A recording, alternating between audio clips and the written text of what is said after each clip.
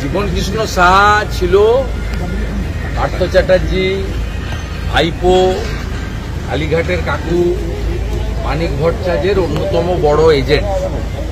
বীরভূম এবং মুর্শিদাবাদ জেলার সমস্ত তালিকা, টাকা তোলা, পৌঁছে দেওয়া, একটা অংশ রাখা, এই কাজটা জীবন কৃষ্ণ সাহা করতেন।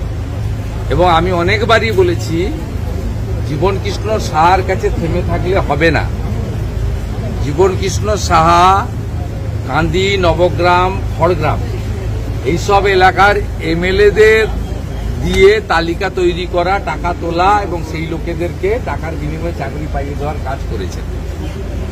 তাতে কান টেনেছেন ঠিক আছে, মাথাকেও টানতে হবে। সবাই দৃশ্যগুলো দেখছে।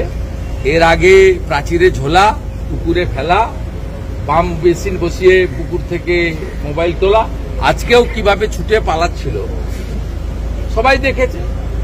শাসক দল যখন বলছে রাজনীতি করছে, শাসক দলের এটাও বলা উচিত ছিল যে কেন জীবন কৃষ্ণ সাহা ছুটে পালাতে গেল।